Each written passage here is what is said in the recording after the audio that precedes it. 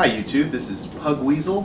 One of my other aliases is the Black Guy from the Black Guy White Guy show, and I'm one of the hosts, and I'll give you information on that at the end of the video. But first, I wanted to do a video that basically explains the differences between the Beretta 92 and 96 FS models and the Beretta 90-2. That's 90, the number 90, dash the word 2, TWO. So, to start from the beginning, the 92 and 96 brands or makes of pistol were very popular with a wide variety of people.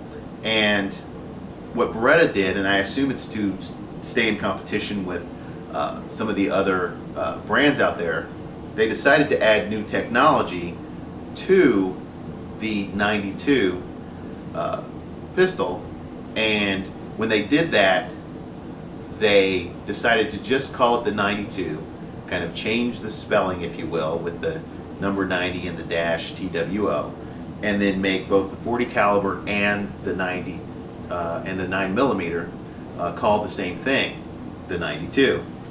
So this is what they came up with. Now what I'm going to do first is I'm going to tell you the upgrades that came with this pistol. I'm going to zoom in here in just a little bit so you can see the pistol closer. But and then I'm going to tell you about how they don't really sell this in the United States anymore. They sell another. They sell the 92 and the 96 again, and I'm going to explain kind of the transition to that. But first, let's safety of the weapon. There's an empty magazine, and you can see there's nothing in the chamber. So the 92 and the 96 were metal frame guns with a slide, and one of the differences between that slide and this slide is that on the 92 and the 96, the traditional Beretta look was to have this open slide with perfect rectangular side panels on the slide. And on the 90-2, the side panels swoop downward. Now, Beretta's logic for this was that they wanted to make the gun less likely to snag when you were putting it back in the holster. So one of the things that they made the swooping side panels. Another thing they did was they put a Picatinny rail on the frame of the gun, and they made a plastic cover for it, again, to make it less likely to snag when you're putting it back in the holster. All of these changes had to do with being able to compete with, say, other gun makers for police force business, so on and so forth. Another thing that they did, again, to be able to compete and try to get some contracts with police forces, is they stopped using the side panel screw-on grips, and they made a modular one-piece slide-on grip that is held on, and you use a little punch to lock it into place. I have the smaller grip. I have kind of small hands, and I have the smaller grip on here, but it comes with the larger grip. This smaller grip costs 20 bucks or so, and so you can buy that, and if you don't need it, obviously you don't need to buy it. But so those are the upgrades that the 90-2 has on it from the old 92 and 96 FS models. Now that we've talked about what you can see on the outside, let's take this thing apart a little bit and show you what's on the inside that's maybe a little bit different. One of the things is that it's actually on the outside, but this little lever, there's a button on my side, and on your side there's a little lever you pull down, and it releases the slide so that you can take the gun apart. On previous models of 92s, before the 90-2,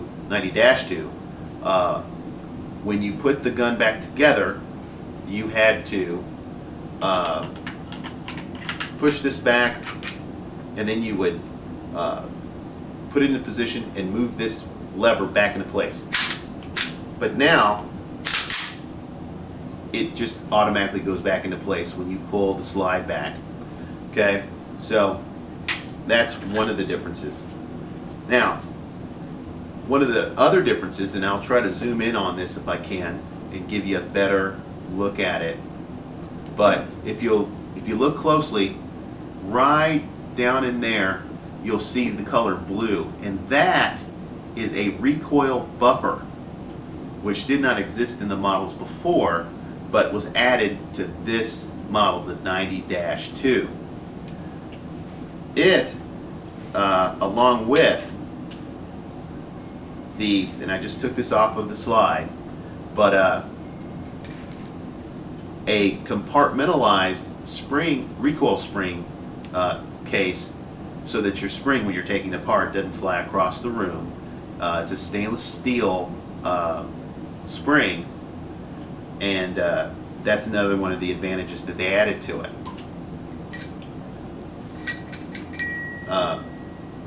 Basically, this is a 40 caliber, by the way, and again, it's called a 90-2, and it's in 40 caliber as opposed to being called a 96.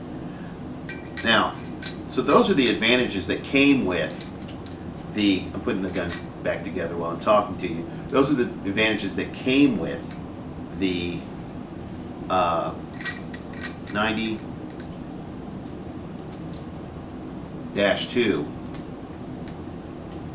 and it made for a really great gun. This is an excellent gun. But basically what happened is that there were some people who got some information wrong, and that information seemed to get out there and become prevalent. So between the cap on the Picatinny rail and the modular plastic one-piece grips, a lot of people mistakenly identified this pistol as having a plastic frame, which of course it's not true. It has an aluminum frame. I believe the 92s before this may have been all steel, or they may have had the aluminum frame. I'm not sure. I'm not going to make that claim without knowing for sure. But it definitely is a steel frame gun. It was one of the major gripes that people had, people who were traditionally lovers of the Beretta 92 and 96, was that they had turned it into a plastic frame gun, and so it wasn't as popular, and people didn't like that. So this gun, really, you can still get it. They still sell it in Europe. You can still order it online and have it, I think, brought in, but you will have to order it and have it sent to your gun shop. I think it's still offered on the Beretta website. In the meantime, though, Beretta in the United States has put out the 92 and the 96 again. And so what they've done is they've taken this platform and put the side panel grips back on it instead of using the plastic wraparound grip.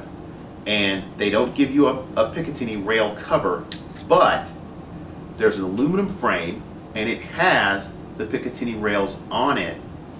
And so you're essentially getting this frame with the side panel grips, and I think that's a disadvantage. It's going to, in the long run, because like I said, I have small hands. I'm not a big fan of the side panel grips because they only come in one size, and they tend to be either, plastic or wood. And if you want to put Hogue on them, it makes it even thicker to put a Hogue grip on top of it. But then they took this slide and they simply made it look like the traditional slide. So it has the perfect rectangular side panels on it, but everything inside of this gun that I just showed you, the recoil buffer and the compartmentalized recoil spring, are in the new models of the 92 FS and the 96 FS. So you're essentially getting this gun, but they just brought back everything that was on the old gun to make it look exactly like the old 92 and the 96 FS, to make their customers happy, which I guess is a good thing. But those are the differences between the 92 FS, 96 FS, older generation, the 90-2, which hasn't been sold in this country for a couple years. It sold for, I don't know, about 5 or so. And the new generation of 92 and 96 FS from Beretta. I think it's a great line of guns, and you ought to check them out. Now, as I promised in the beginning of the video, I would tell you how to get in touch.